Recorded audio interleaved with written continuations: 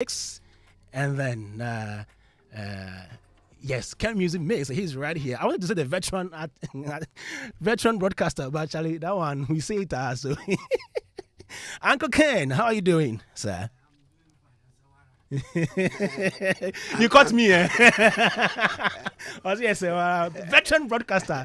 He catch me live, but You no want that to shaking. say it. It's okay. Okay, good to have you back on the show, Uncle Ken. Let me say hi to Chief Moomin. My brother, how are you doing? Yes, senior man, I'm doing very well by grace. You're great. Yes. Now, let me say that we are honored this afternoon to have one of the best actors in this industry, the Ghanaian film industry. And he's popularly, he's famed for his role in the Things We Do for Love TV series, but he's starred in a lot of movies, won awards both locally and internationally, and recently released a book that generated some conversation. So that's a controversy.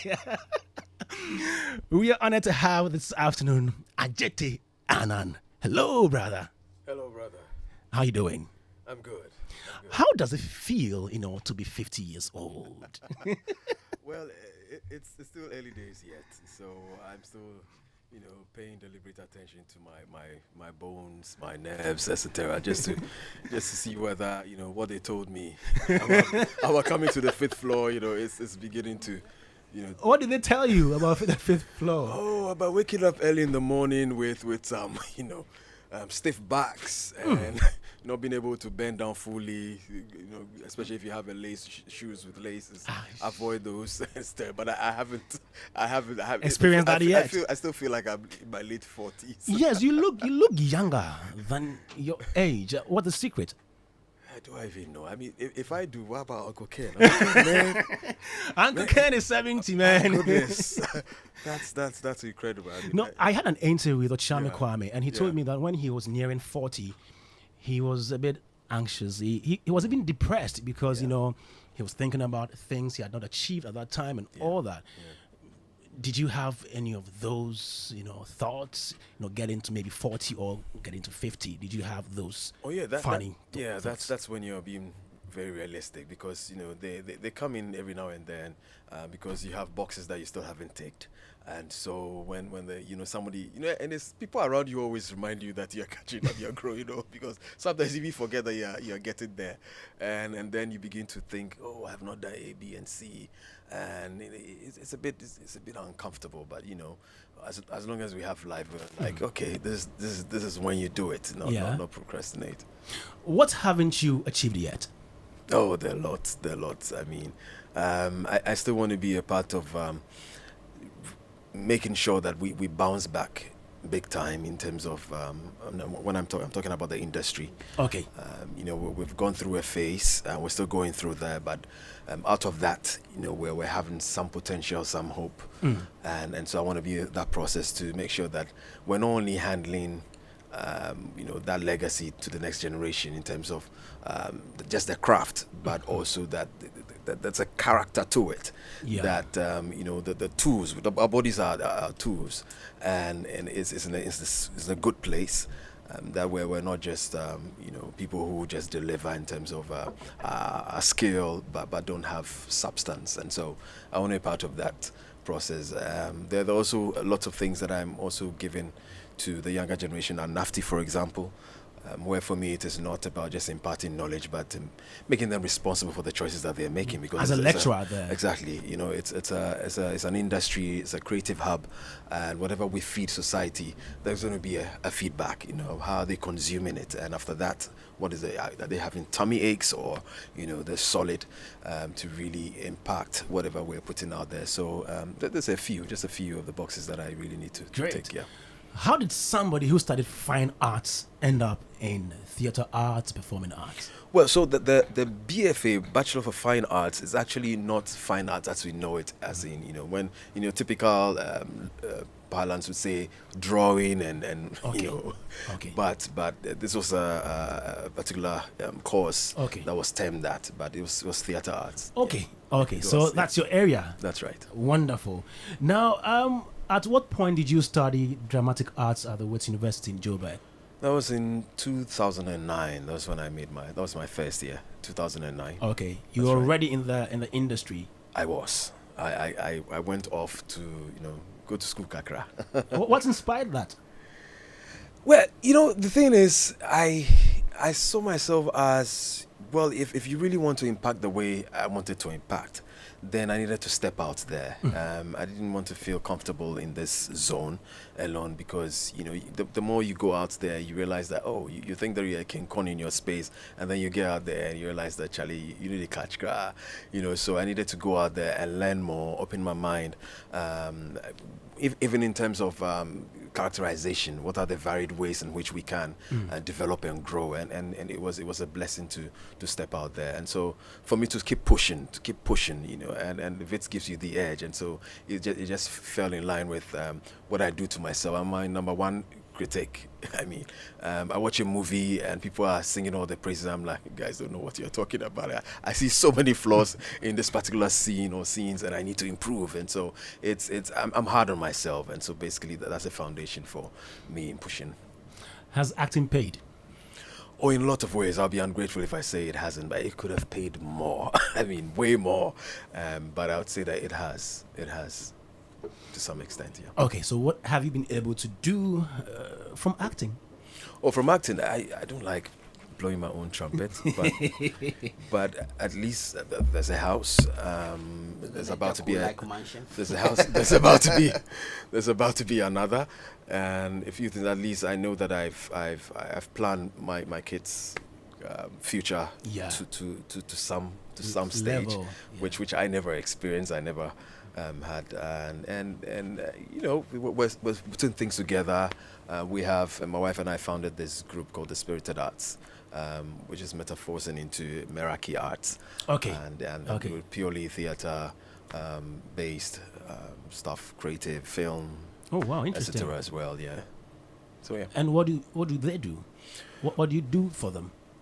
Well, I'm the founder, but I'm also in there as an actor, performer, Okay. and also a creative person in the creative space. And so, for example, when we take, when we go into the communities and there is a subject like go change mindsets about maybe abortion, or go change mindsets about whatever it is, then we create sketches to meet the needs of the specific communities, where we involve them in the process, so that they are not left out. It's not a talk down thing. You're part of the process. You find your own solutions, and then we leave with something that they can carry on even when we're not there. And so this is part of the process for me. Is it true you tried music before?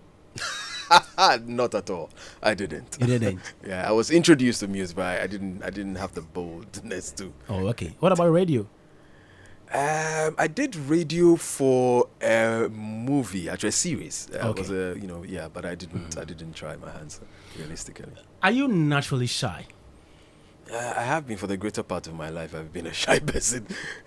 But I wouldn't say, sometimes I struggle with that, because the fact that you don't talk much and you observe doesn't necessarily make you shy. I think that people sometimes we get it wrong when we see people who do not talk, but that doesn't mean that they are shy. It's just their demeanor. That's all. Yeah, because we see you the calm, cool, collected, but you get on stage or There you in go. that movie and you are a different person. How do you get into character? Well, there's a foundation, but then depending on the character that you're playing, that we have variations, and the danger is to stick to just one, because then it becomes monotonous and predictable. But every now and then you're finding new ways so it depends on the character that you're playing. Some would demand that you go the Stanislavski way, you allow, in Stanislavski's approaches, for you to allow the character to take completely over. And so if I'm dishing a slap to Chief here, I forget Can we try it? Actually, I needed to wake up my sister. Having missed my buffet, thanks to Joy FM. I know, right? So I Yeah. totally forget that his chief moment, and I really issue him Yeah. a slap for real, and so that there's that, and then there's the others who would say that be mindful of the fact that you're acting, that whoever is at the other end Okay. is an actor, and we're just working. It's a creative space, and so that we don't harm each other. Yeah. What's your most challenging role ever? That would always go back to stage. I think Desert Dreams it was. Where this was in mid-90s, where people, young people were looking at this greener pastures, things started way back. Way back. And the whole setting was a desert, and the National Theatre stage was your wooden, but we had to make the audience believe that we're walking in sand. I had blisters under my big toe, and I had to raise it up for 1 hour 30 minutes, and the consistency with that. Even when I forget and it drops a bit, I have to be like sun has entered, and then I react accordingly. It was tough because my senses had to be just be there 100% always, and very scorching sun. Meanwhile, there's no scorching sun, but you have to give the impression that, because you have to bring the audience into the Exactly. space, this imaginary space, and then in the evening it's so chilly and cold, and so that was one of my toughest productions. Yeah. Joy 99.7 FM. We are here with Adjetey Anang, actor.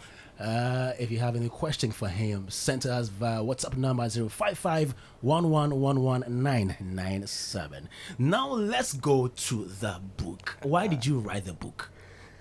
It has been something that I've thought about in the years ago. If I'm right, maybe 2 years ago, given the opportunity that I had at NAFTI, I realized that people were still following the same path that we had in terms of trying to just get some capital, put some content out there, and make profit.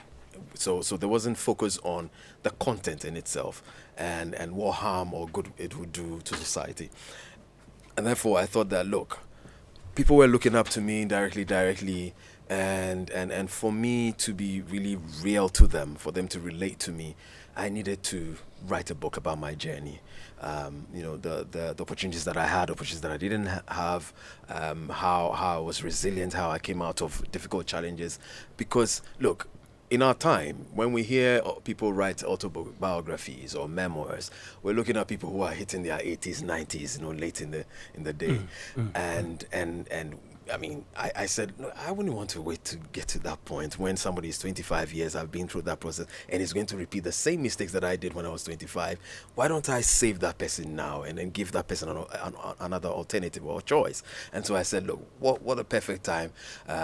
It would be right to do this at 50 years, then I would bring out this book. And so I started the journey of writing to sort of speak to these young people who are about to get under the spotlight, or who are already in there and are facing challenges that we didn't have any sensitization or any detailed guidance. And let me give it to them so that an aspect of our industry would grow, because the capacity in the human capacity is so crucial. Is the book serving the purpose for which it was intended? Is it what's the feedback like? Well, the feedback has been pretty balanced. When I say pretty balanced, and I would have wished that it was doing pretty much more on the airways, because that is what would drive sales in an aspect.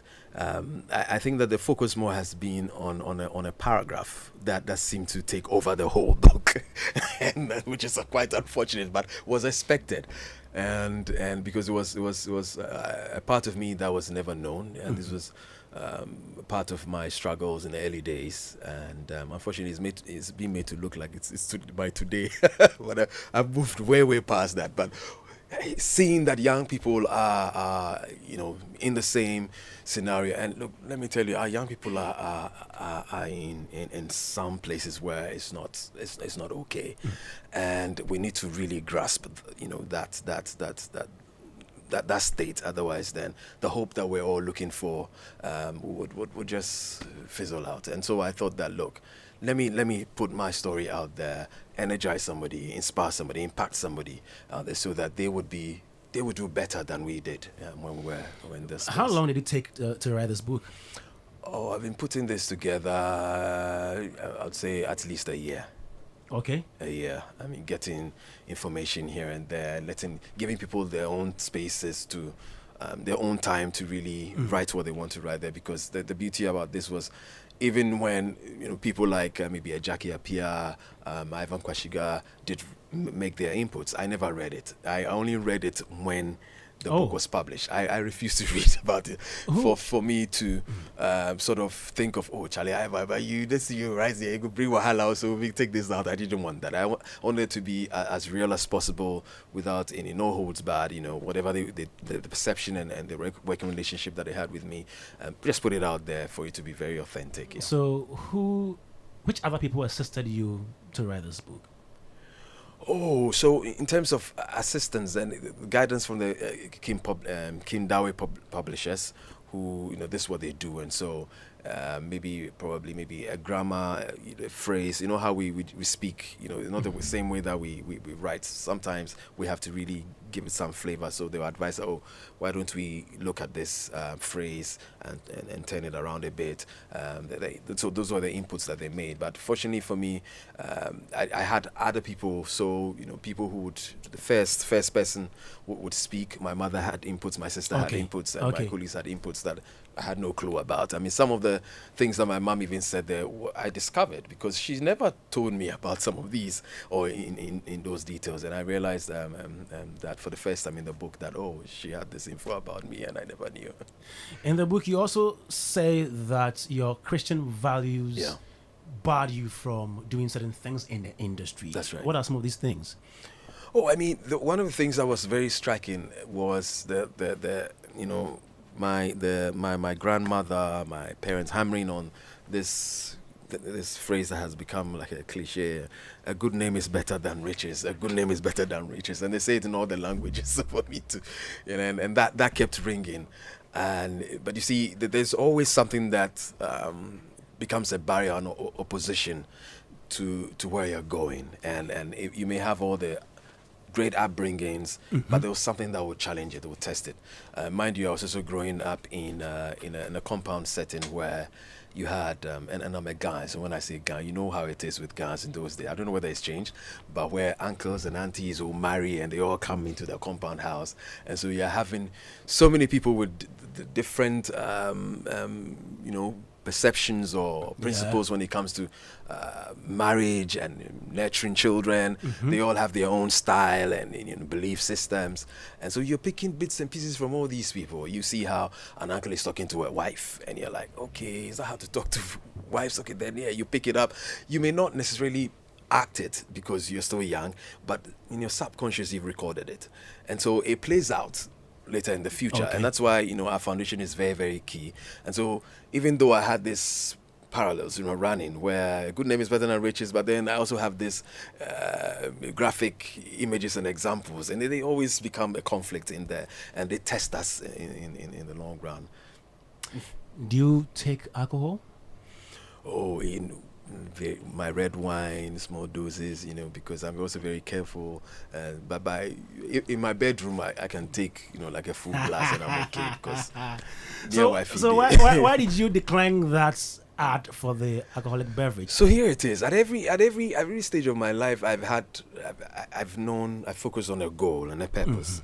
And at that stage was the beginning of me mentoring young people, and I found myself at church in the youth department, where young people immediately, clicked with me. I was down to earth, and they all loved me. And here, each time I would advise them, stay away from drugs, from alcohol, just study on your books. When you get there, then you decide you'll be independent, etc., etc. And then here comes this job, and it was an opportunity that we've been praying for, because we're going through some hard times, and then this blessing comes from God, as we termed it. But then it was an alcoholic beverage company, and it was a good deal. I mean, it was a good at the time. And you turned it down. It was tough. It is, you say that very easily, but it was tough to turn it out, because I kept having this image of going back to to Sunday school, the youth department, and these young people saying, "Hey, Uncle Adjetey, you said we shouldn't drink alcohol, but we saw you drink." Then should I told them, but I drink it in my room small. But but kids, but kids, they I get very you. sensitive I get area. you. I get That you. image alone sticks much more than the words that you've said. Exactly. And they're going to carry that, and that's the conflict. And so, once I had positioned myself, the posture was being a mentor to these people. It comes with sacrifice. Whatever that you put you make your agenda, you would have to sacrifice something, and it was a tough decision to take, but I was also glad that I did, because somehow when you lose something, you gain something as well, and it brought about a chain of. How much was it at the time, and which year was it? What was this? The year I'm sure would be somewhere early 2000. Okay. And how much was the deal? If I bring it into today's,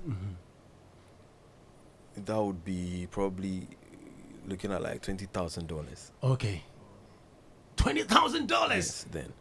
And you said no to it. Because then they wanted to use the pusher character thing. Ooh, okay, I know where you're going. I get it. And so it wasn't just me, but the character, and they weave in the story with Adjetey as well. So they knew that, and they knew the implication of me stepping out there, and they knew that it would just limit me in terms of my what's the name?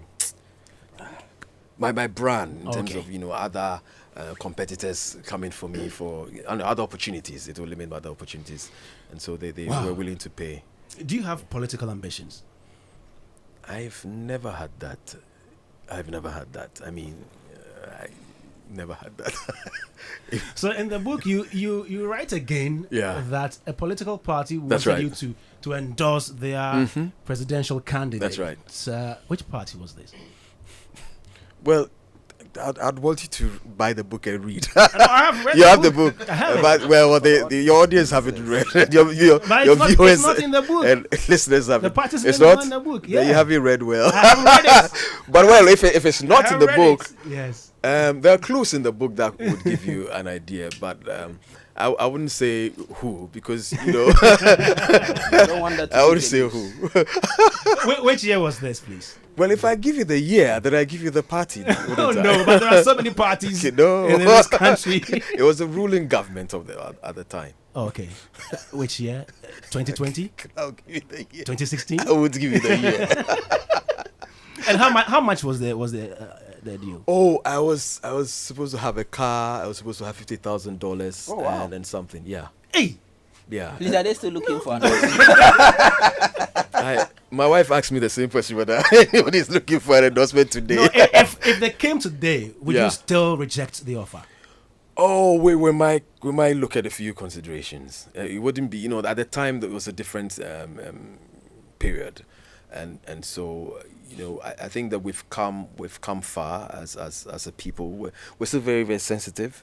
We're accepting the fact that people have the choice to come out boldly and choose their political parties, even though it's still early days yet. But we're still not like the places like the US, where Clint Eastwood can say that I'm up for Obama, and there's no stigma. There's he still has all the benefits that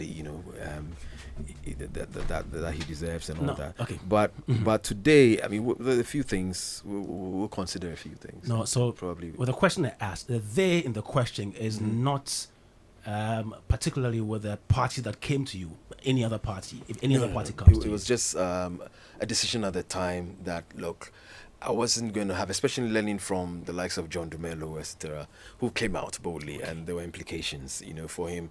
A certain part of the region refused to buy his CDs. Any movie that he was related to, they stopped buying. The producers lost some money just because he came out to align with a political party publicly. And at the time, the pusher thing was still there and keeping up and growing even after that. And I didn't want to have a divided, I wanted to cut across political lines and affiliations, etc., and still have my following and then make the impact that I so desired at the time. With your many references to your Christian values, should we be surprised or not to see you in clerical soon? Oh no! I mean, I think that there are people who are not behind the pulpit who are doing greater stuff, more than, I mean, sometimes even if you want to draw some comparisons, there are people who are doing better than some who are behind the pulpit in their own way, And the thing is, the adage is brighten the corner where you are. You don't need to be behind the pulpit before you can do what you're expected of, and so I don't need to be in that space for me to do what I need to do. Yeah. All right. Uncle Ken and Chief, Adjetey Anang is here. Let me start with Uncle Ken. It's good to always have Adjetey in the house. Yeah. He's somebody I have followed and liked, for so long. And he's always been who I think he is. He's always portrayed himself the way I expect the Adjetey I have grown to love to be. So I'm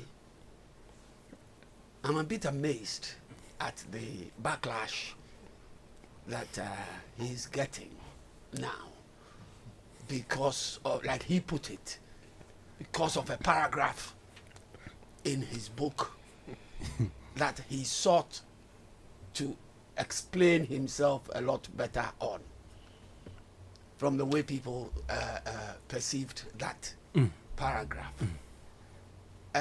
You see, sometimes it's so difficult being in the public eye.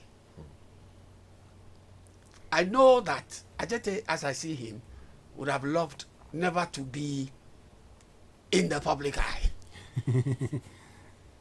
He seems that sort of person, and I am sure he would agree with me if I say if he had his way, he would not be in the public eye. But unfortunately... Fortunately. Unfortunately for him. Okay. And fortunately for us, he's in the public exactly. eye. So he was talking about his brand. You see, a brand needs likability to evolve. You get the point I'm trying to make? Exactly. And so if because of the likability value, if you tend to offend the people who like you in any way that they perceive you offending them, you have to face the consequences for that, And I don't subscribe to people wanting to tell people how to live their lives, especially adults, how to live their lives. And if I come out and tell you, like Adjetey did, that if I just lust over a female, I have sinned. If I tell you that that's what I believe in, that if I just lust over a female, I have sinned and therefore cheated on my wife, why do you challenge me for saying that? It is me who thinks that way, not you. You might not think that way. You might think that from your perspective, cheating is only when you've had something sexual to do with another female or a man, in the case of females, or a man. That's when you have cheated. But I think that if I kiss somebody, I have cheated. And you come to challenge me and say, I can't say that. I find it hard to believe or to take, because that's the way I think. Okay? You might not think so. Fair enough. Say so. Say you don't think so. But don't tell me that I'm trying to belittle your intelligence. That's what hurt me the most when I heard people talk about Adjetey's, explanation to that bit. Since you are still talking about that paragraph, I don't know, because it mentions physically and emotionally. Correct. But his explanation is only the emotional part. Is a bit different from what is written in the book. I don't know what the contradiction was, or who caused that. Do you think there was a contradiction? Do you Kwame Dadzie? Do you think that was Because a- I could see physically and emotionally. Uh-huh. I cheated on my wife physically and emotionally, except if there's a different definition to physical? to physical. Right. Physical could mean hugging, as Well, he tried to say. Is hugging not a physical act? he wants to answer. No, I'm just concurring with him. Kwame, is hugging not a physical act? Oh, okay. Is Okay. kissing not a physical act? Okay. Okay.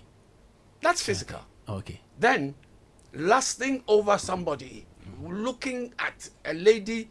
Imagine being at a gathering with, say, your wife seated beside you, okay, at a party or an event, and you see a lady dressed in some mini skirt with some stiletto high heels walk past with the Coca-Cola shape, and you're sitting there admiring that thing whilst your wife was sitting beside you.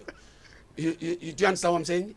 Whilst your wife is seated next to you, and this lady passes by, and you fix your gaze at this lady from when she started walking till she vanishes from the room. Is that not an emotional, lustful act? Wouldn't you call that so? So maybe I tended to understand where he was coming from with that, because it happens. It happens. So he thinks that that is still cheating on my wife. And you say he has no right to say that. Ajete, Let him say it and disagree. at the time you were writing that particular paragraph, did you think at a point that it would be misconstrued? I don't think so. No, I didn't. But I mean, even though, later on, especially after Yvonne's, the feedback from Yvonne Nelson's book, I realized that, look, there might be some backlash because of how people were interpreting things, and especially because people were looking out for what is the negative thing in this book, what is the downside of this guy and his story, and so I anticipated that people would begin to focus on that. And I wish and hope that it wouldn't be, but somewhere it did, and so but I still had to tell my story because I didn't have the choice not to bring that part, because it didn't happen yesterday, way back, and we have dealt with it. But I still needed to reach out to these young people who I know, some of them, who are in this same, who are caught in the space that I once went through. And when you want people, you want to speak to people, you want to impact people, there's a level of vulnerability that you need to, and sincerity that you need to come forth with.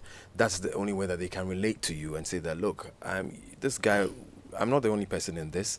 He was in there as well. How did you make it? How did you get out of it? What are the boundaries that you put? A, B, and C. What, did you have accountability, friends or partners, whatever it is, that I would also get out? And more importantly for me are those who are yet to even step into the same space. Great. And so I didn't hold back on that. I just didn't give details because I think that it would lose focus. And I've had people compare, coming to Twitter, that if you don't tell us that Jackie's son is yours, and then forget it, we'll not read, and things like that. And who. I'm like, that's not the focus of the book. The focus of the book is to let people know that I had weaknesses, I dealt with them, I fought them, and daily I improved, and it's been a good journey from that since then. And so you can also get out of that space. You just need to say it out there and seek help, because what we tend to do to especially men who are caught in those spaces when they really do not wish that they are in, is that they cower, because the moment they reach out, they are condemned or judged, and so therefore let me shut up and stay in, and they don't get help, and before you realize they've destroyed themselves. And so you see so many people with so much potential, with so much hope to impact, and then there's a flaw, or there are flaws in their character, and they don't go anywhere. And we need to deal with this, but we have to create that space where people are able to approach someone and say that, Charlie, I struggle with this thing, I need help, and that for me was why I didn't hold back. Okay, let me read that paragraph to you if you are hearing of this for the first time. It says, yes, I have cheated on my wife before, and the various forms that cheating could be defined as, both emotionally and physically. To every lady I have been on that path with, I would like to apologize unreservedly for such inappropriate behavior. I've struggled to forgive myself, and these experiences have been the lowest points in our marriage and nearly tore us apart. I'm grateful for God and Elam's forgiveness and the love that has kept us going strong through those dark times. So that is the paragraph. Yeah, he's explained already. So, Chief Mumin, Yes, unlike Uncle Ken, Uncle Adjetey is I here. would veer off completely from the tangent of the sensational aspects of the book. I mean, We are not even reviewing the book in its I entire, know, entirety. about, yeah. about his career, but Okay. it was Uncle Ken who drew us the salacious aspect of it. Very emphatically. Not beginning to wonder. But yeah, for those of us, so there's an interesting dynamic in the studio. Adjetey Anang is about 15 years older than me. Uncle Okay. Ken is about 20 years older than Adjetey Anang. So like we represent, three generations. Oh, okay. Yeah, and for those of us, who grew up in the 90s, Things We Do for Love was one of the most successful locally produced, TV shows. The 90s were really a great era of local productions. I remember Ultimate Paradise, and the likes of it, right? So we from the 90s to the early 2000s, I think that was the duration, right? That's right. It was one of the very much well-produced, TV shows. Not surprisingly, with someone like Farmhouse, in charge. And then, Exactly. pardon, did you say something? No, I said exactly. Yeah, yes, of course. And then with actors, and it introduced a whole generation of actually actors, right? Sure. And Adjetey was one of the very popular, actors who represented the everyday struggling, aspiring, young man, who wanted to find themselves in, very good places. But I think that there was just an affinity to that character that has transcended that era even till this day. And for me, it shows you that how powerful acting and characters are, that even till this day, with all that he has still done, probably the most famous character he would ever play is Adjetey. I stand to be corrected, right? With all the great stuff that he's ever done. Yeah, but beyond that, for me, I think the point I'm trying to drive home is that despite the acclaim that he got, and that would probably be one of his earliest, forays into TV or into film, right? Okay. And the success of it and, the acclaim of it, I think that it never got into his head. And I think that one of the things that people respect Adjetey Anang for in the industry is how down to earth, professional and reliable that he is. I think that's one of the points that people really uphold, and pay him like homage. And if he commits to a project, he commits 100%. And then he's someone who's taken acting as his profession, and he has actually, gone to school to better his craft. He doesn't assume that, I started, I've succeeded from a very early age, and that is it. He recognized the importance of investing in his craft. So that's why, for me, he's one of the most respected actors of our generation, today. And in writing a book, 50 years is important. One of the things that you do is to share your story. I know that when Yvonne's book came out, there was a lot of, controversy because of those, aspects, right? And even his book, people tended to just focus on that supposedly one character. But I'm sure there's a wealth of information, experience. And these things are also historical documents, so that, years from now, decades from now, people can refer to those books and even understand what was happening in the era. So I'm just looking forward to reading the book. As said, I was always waiting for the excitement to die down, especially with your You book need and to read Yvonne's the book. And at my own time, I'm looking to read it. And I want to congratulate you, not just for publishing the book, but for the great role that you have played in our industry, both on stage and on screen. It's not easy to straddle both worlds because they require, different. I'm not an actor, but I have the greatest respect for actors. But I know that You they deal with require. actors. I do. I write for actors. I put words That's in the what I mouth mean. of You actors. deal with them. And I look forward to casting Adjetey one of these days, Oh, especially yeah. when I can pay him that $50,000. Chief, Yes, you blamed me. I blame you. You sat here and you said, I blame Uncle Ken. Did I use the word blame? Yeah, oh, yes, yes, you said so. But do you think that having Adjetey in the studio, We could have avoided. our audience out there would have forgiven us Never. for not Never. For touching not on that. broaching the subject. So So in the interest of hold our on. audience. Hold on. Have you heard of the word? No, I don't want to. Oh, you can please mention the word. I'm not. Which word is that? Let me not use it. We are waiting for it. No. Is it a profane word? It's Uncle not Ken? profane as Okay. such, but Adjetey. Uncle Ken, now we are all confused. Have you heard of apodiopsis? Oh no, Uncle Ken, please educate us. And apodiopsis actually means apodiopsis is the act of undressing somebody in your head sexually. Oh, that one, the people are guilty. A lot of people. Okay. Yeah, that's what it means. A lot of people. Undressing somebody's in your head sexually. Oh, okay. Apple what, please? Oh, now when you're growing up, Yes. that's why I can identify with Adjetey when he says that Yes. he has cheated on his wife. I might not go as far as saying I have cheated. Uncle Ken, please. But- you are treading on very controversial But territory. when growing up in your 20s, in your youth, early youth, youthful days, you do that quite often. Uncle Ken, have you heard of the word vicarious? Yes. Because I've Vicarious but is you- also- I feel that you are living vicariously through that paragraph. It's as if your commentary is not about Uncle Adjetey. No, but it's part of it. No, my commentary, Yes. my commentary is Yes. about why people have decided, like you said, to just pick on that paragraph Because people will always be and people. and blow it out of all proportions and condemned him. Some actually went as far as insulting him because yeah. they think that he has Because insulted it their tickles intelligence. their interest.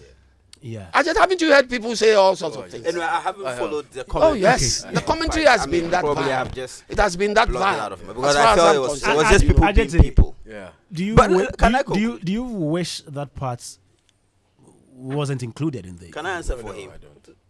From a writer's perspective, no. In fact, you don't even have to comment about the subject again. You see, this book, as I said, is not just for this generation. Right. I mean, you write for posterity, and posterity is ad infinitum until Armageddon, if you believe in Armageddon, right? So yes, I mean, this book is not, and a writer must always say their truth, whatever that truth is. He has decided to put his truth out there, and it is for us to deal with, whether we like it or not. All of us have had our own kinds of experiences. Not all of us will write the book, but if he has been bold enough, in fact, to even take that step and open himself up, it is, I mean, so people will always be people. I mean, sex sells, the idea of sex sells, violence sells. So, especially in the wake of Yvonne's book, people were looking for, okay, It's what is exactly the the big same thing, reveal? yeah. But at the end of the day, we'll go past this. It's Of going to, course, it's a of 9-day course, wonder. of Yeah, course, people would hammer. Even Yvonne, we've gone beyond it. Now, Sarkodie has been saying that the song was leaked. My point is that, I mean, if you didn't want it to be leaked, don't even produce it. Record it in the first place, right? I mean, that's just taking a necessary stray bullet. So my point here is that the So work you say you is. should not have recorded it. I mean, he said it was leaked. I'm like, okay, but why He was it a recorded. form of a therapy? It was an experiment. He was he was yet to decide whether to release it or not. Scripts Yes. that have not been Exactly. No, but when I'm writing, my intention is for it to be out there. Yeah, Yeah. but some of them you've kept. Yes, waiting for the right time to produce. That's- But this one doesn't apply. They were just unless it's a See, coping see, mechanism, you see, then I that one understand. doesn't apply. But yeah, I mean, I guess that ultimately, we want to celebrate Adjetey Of course we do. for the We do. remarkable role that he I have other issues I want to raise with him, Yes, but I wanted likewise. to clear. All right. Clear this this. thing We have out. more issues. We have Not more issues, issues. questions, Yes, but, about his questions. life, his And if you're work. listening, you can give us a call right now. Adjetey Anang is in the studio. Can we ban the topic of that part? 030 callers. 03022 0302216 0302216 You can call right now. No, I'm, Or not, send us I'm an- just saying that we've gone beyond it. So callers should at least focus on other areas of the book or his life, his illustrious Adjetey, life. let me ask you this question. You are in the industry, the creative industry.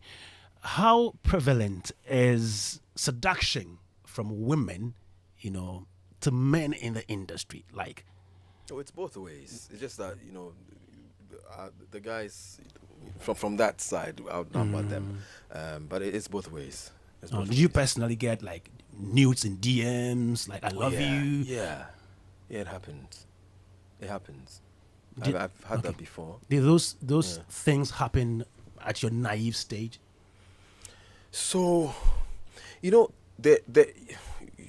to be very, very careful because it's a combination of what your mind is like processing.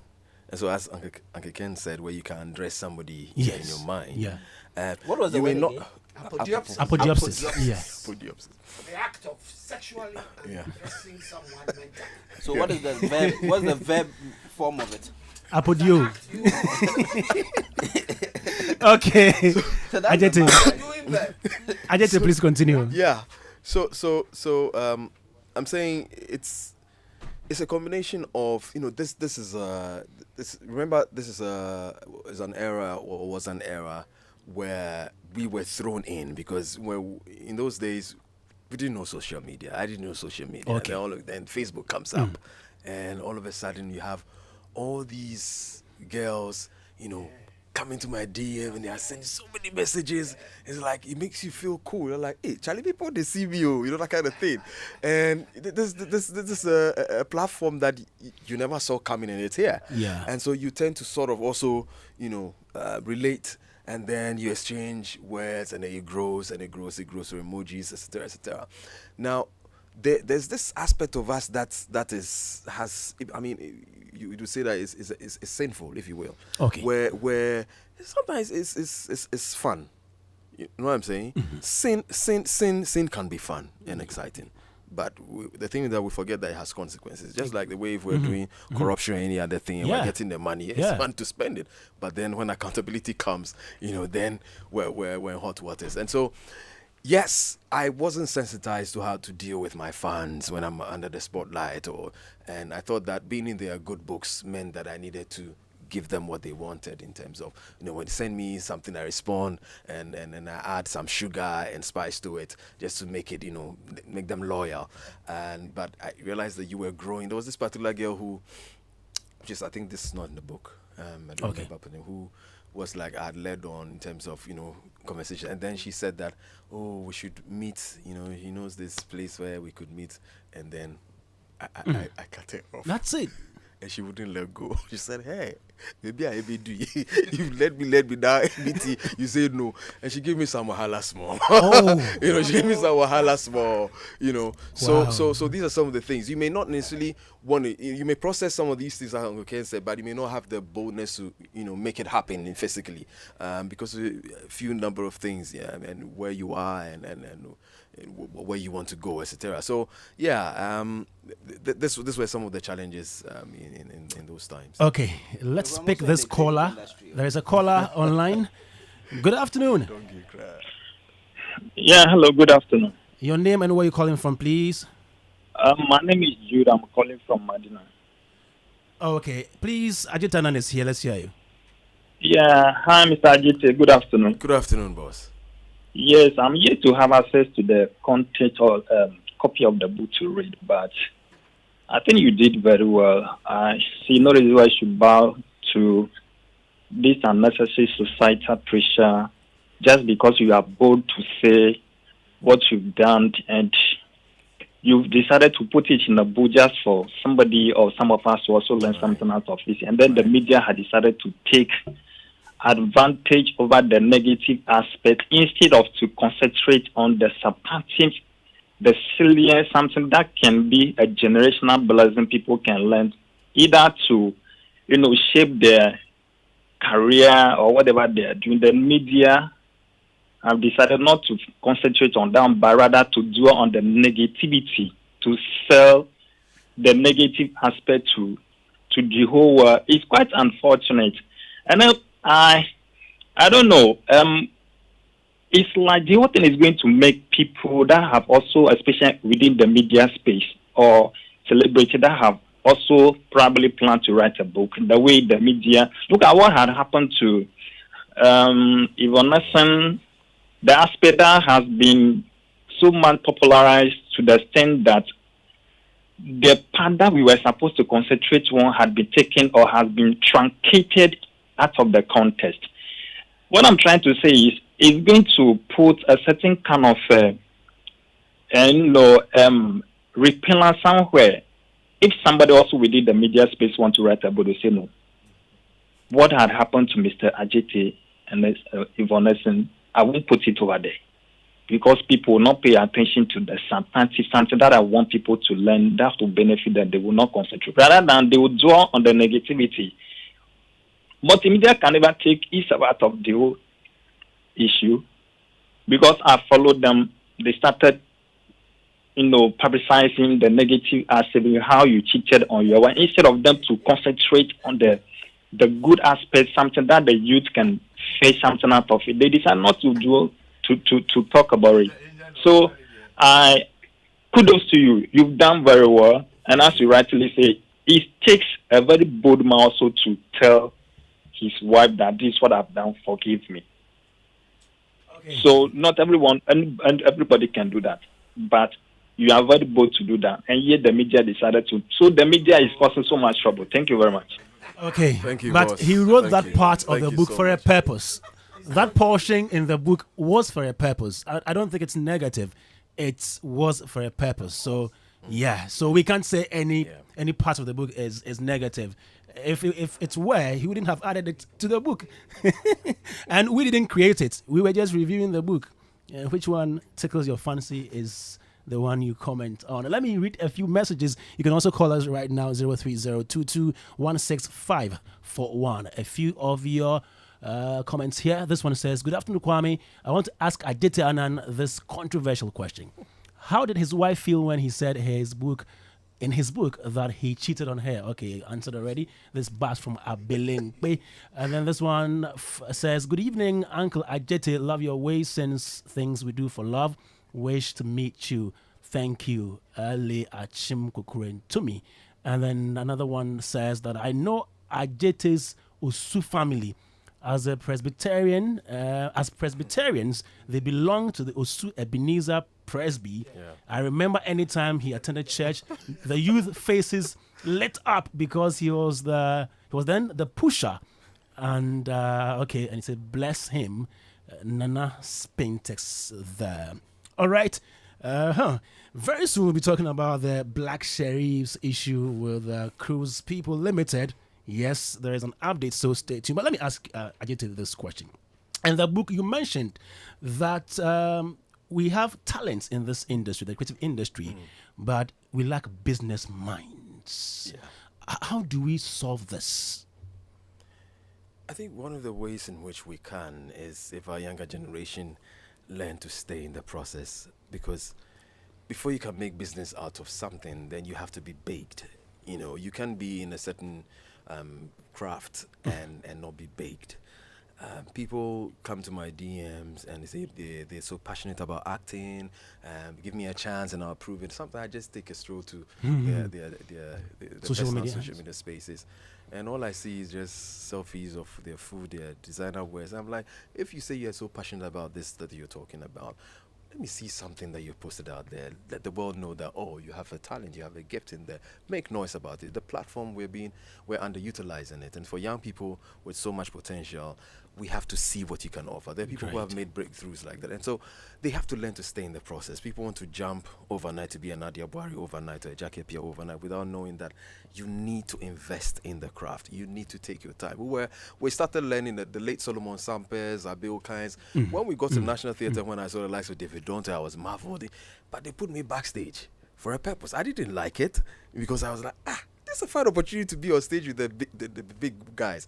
But they were training me in terms of stage construction for me to even understand how actors can relate to stage and why are they choosing the colors that they're choosing, why are the flats done this way. I needed to understand that before they brought me into the area where I had the skill in. And so if you don't have patience and humble enough to learn all these processes, you get there to the top and they throw something an assignment at you and then you crumble.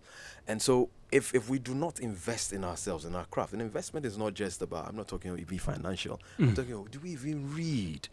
how much are we reading in the area of our craft? How much are we, getting people who have walked that path, talking to them about how did they do it? What were the choices that they made that were wrong, that slowed them down, that would be in my advantage? How are we engaging those? Do we even read? I put posters out there with all information, venue, National Theatre, and then somebody comes to write, where's the venue? I'm like, really? So it was just the aesthetics. You just look at the colors and then you just no reading. And so if we do not prepare that way, there's not going to be any business anywhere.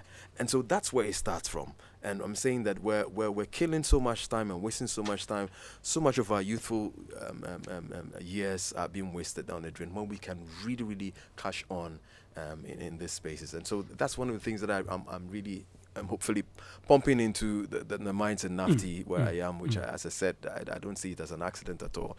I see it as giving them that opportunity to be able to be responsible for the content that they Do create. you also think managers and executives in this creative industry would have to maybe consider taking courses in marketing, business, management, and all that? Oh yeah. I mean, in the Western world, this happens. It's a normal thing that happens, and I think that we need to really focus on that. It's a subject area where NAFTI as an institution has been thinking about, because some of these young people with so much talent, they come out there and they can't even make business out of what they're so much gifted in, and that's an area where we really need to engage in seriously. There's one question I want to ask you. You mentioned theater, and you were analyzing the growth of theater, and you mentioned the fact that we lack venues, for performances and That's all right. that. That's and right. this ties into governments. I mean, That's right. successive governments' Yeah. promises to give theaters to the industry. What do you make of that?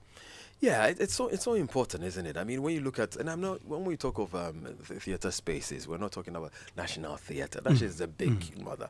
But we're talking of spaces that can hold 150, 200 maximum, very compact. You have that relationship with the audience is compact, and that becomes even affordable, where people can begin to grow, as it were. I remember those days when we were used to perform in the small drama studio. It was like playing the Ghana Premier League, and then when we go to the National Theatre, it becomes the World Cup stage or Champions League stage.